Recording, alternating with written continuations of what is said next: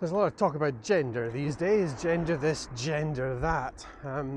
It's a joyous thing. And one of the great things about the current discourse and great visibility of trans and gender non-conforming, non-binary people is that it makes you think, even as somebody who is quite comfortably cisgender, about gender and about all the bullshit that goes along with those roles when they're applied externally. When you're applying to yourselves, there can be empowerment from that, but when they're applied externally, not always a good thing.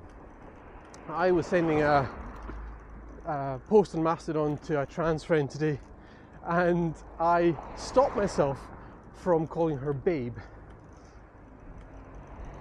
Now the funny thing is about that, so the reason I stopped myself calling her that was because it felt a bit othering, and it felt like it was a bit on the nose for somebody who's trans. And I know absolutely that she'd have taken it absolutely as I intended it, which was as something kind of sassy and fun and spunky. But I stopped myself. Didn't feel right.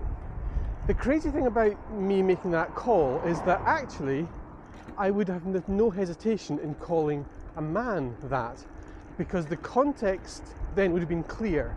It would have been completely clear that I didn't think they were female, which is implied by babe. And so my intent would have been clear. Whereas that's not true for somebody who's a woman.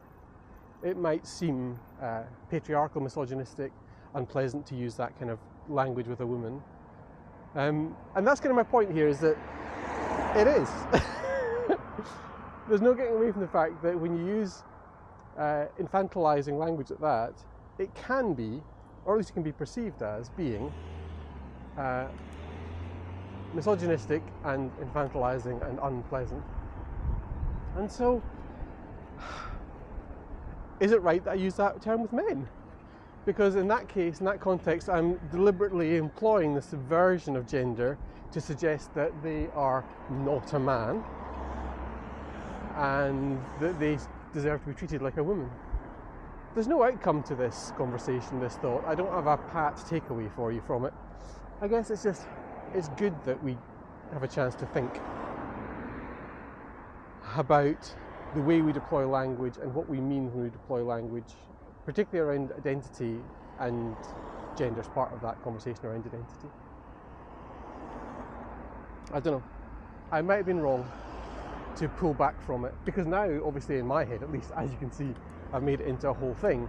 It's a whole thing about whether it's appropriate to call so I would have called my trans friend babe, I think, when I knew her as a man, but I stopped myself from doing it now that she's presenting as a woman, now that she is a woman. I don't know. Also, this hill's quite steep. I don't mean the hill of understanding around gender, I mean this physical hill is quite steep. That's better. Let me know what you think.